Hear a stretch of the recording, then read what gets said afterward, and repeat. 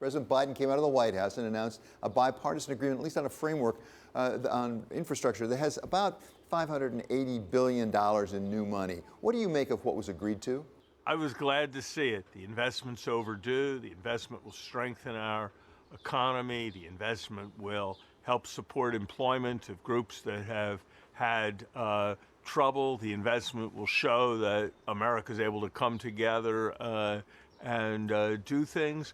And the investment was paid for. I was particularly gratified to see for the first time a bipartisan congressional agreement recognizing that if we do what we need to do as a country and enforce the tax law better, give the IRS the resources it needs to go back to the strength it once had, that we can raise meaningful amounts of revenue. At the same time, Larry, we quickly learned that it's a one-step and a two-step process. There's a little bit of ambiguity here about that second step, but certainly Nancy Pelosi, the Speaker of the House, said we're not going anywhere with this agreement on bipartisan bill without having the more partisan approach that has the other part of infrastructure, what the White House calls the family part of the infrastructure. How essential is that second component? Look, we need to make human investments in this country.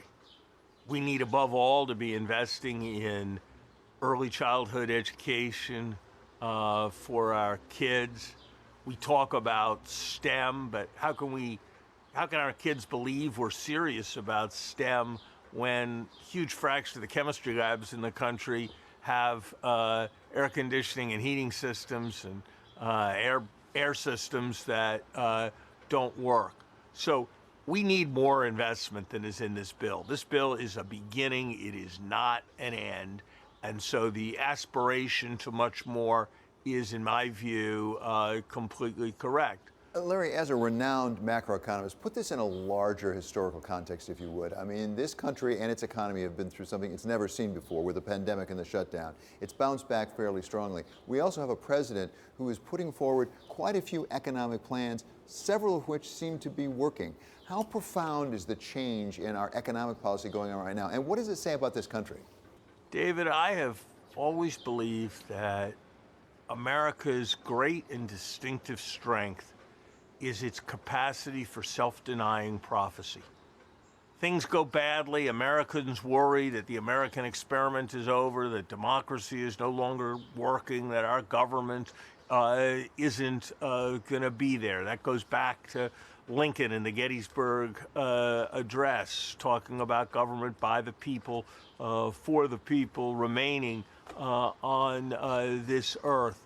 You saw those kinds of prophecies during the late 70s, what people refer to as the malaise period. You saw people saying that the Cold War was over and Japan had won. It's a recurring theme in American history that people prophesy doom, and then those prophecies are denied by actions that are being taken. Larry, this may have been Infrastructure Week, but Antitrust is a near runner-up as a practical matter. We had 5 bills get through the Judiciary Committee about fundamentally redoing our antitrust laws to really go after, I think it's fair to say, big tech to a large degree. We also have a new chair of the CFTC, in Lena Khan, who has made a career thus far of really challenging some of the big tech and more fundamentally the antitrust approach, the overall approach to the question. What do you make of this? Do we need to be rethinking our antitrust approach in light of what's happened with big tech? I'm halfway with the critics. A new economy needs new thinking and new approaches. The old concepts weren't designed with issues like platform companies in mind. But I part company completely with the legal scholars, scholars who frankly in many cases are not very familiar with economic reasoning in its intricacy, the people who call themselves neo-Brandeisians and want to go back to what Justice Brandeis said in 1916. Ultimately, an efficient economy that serves consumers well is the right criteria for antitrust policy.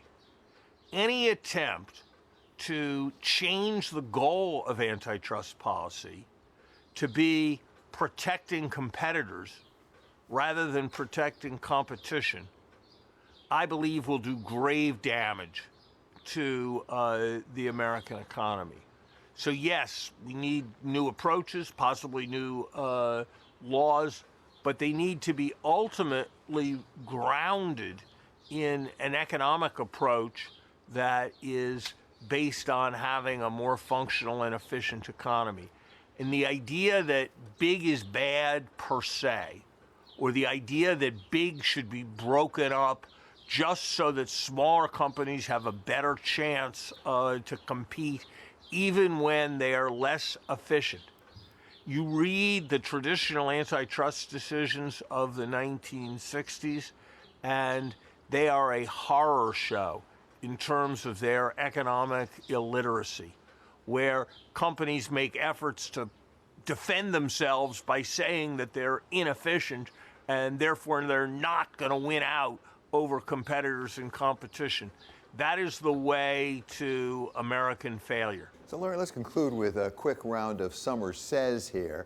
Number one, we had Janet Yellen, the Treasury Secretary, go up on Capitol Hill. She was testifying on her budget, actually, and she said she's fairly confident that inflation will be back down under 5% by the end of the year. What was your reaction? Gosh, Dave, that anybody was talking about 5% would have been inconceivable 3 or 4 months ago, when the consensus was in a completely different place. My guess is that at the end of the year, inflation will, for this year, come out pretty close to 5%. And it would surprise me if we had 5% inflation with no effect on inflation expectations. It could go either way with respect to 5%. I'd be happy to take the bet on over at 4.5%. But I think the real comment is that it was only 3 weeks ago when acknowledgments that inflation would reach 3% this year were treated as significantly newsworthy. So this is in line with what I have to say I have predicted on your show almost every week, that inflation is going to surprise on the high side relative to expectations, and I'm afraid that continues to be my view. So, Larry, while we're on the second half, looking at the second half of the year, let's talk about markets overall. What are you expecting? More turbulence, less turbulence? I think more. The crisis, in some ways, that I grew up with was the Japanese bubble in the late 1980s.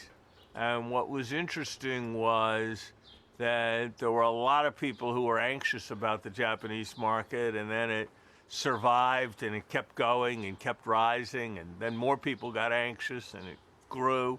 And at a certain point, most of the anxious had thrown in the towel, and that's when we had really an epic financial collapse in Japan. And Japan's market isn't anywhere near back to where it was 30 years ago. I don't think we're going to get anything like that in the United States. But I think there's a point there when warriors have been disproved a few times and people are saying we're in a new era. That's when you need to be very careful. So my guess is we'll see higher rates over the next 6 months in the second half of the year. And with those higher rates, there'll probably be more turbulence. And finally, our final summer says here, Larry, what about the labor markets? Because some people are saying, come October, come September, we're going to fix the labor markets because people will come back off the sidelines, they'll fill those jobs, we won't have the same problem. What do you expect? Look, we're going to see more supply as benefits wear out, as kids go back to school. But we're also going to see more demand as the economy surges through the summer and continues to open up. I'm not sure which way that balance is going to change. My guess is you're still going to have considerable inflationary pressure in labor markets for quite some time, and that's part of why I'm nervous about the inflation picture. I think that here's maybe a thought to conclude on. Policymakers say there's transient inflation. They are obviously right. But inflation right now is running at 6%. Nobody thinks that we've got that ingrained. The question is whether most of the inflation is transient or whether transient inflation means we're going to come off that 6%, but still be at too high a level. That's where my money would be.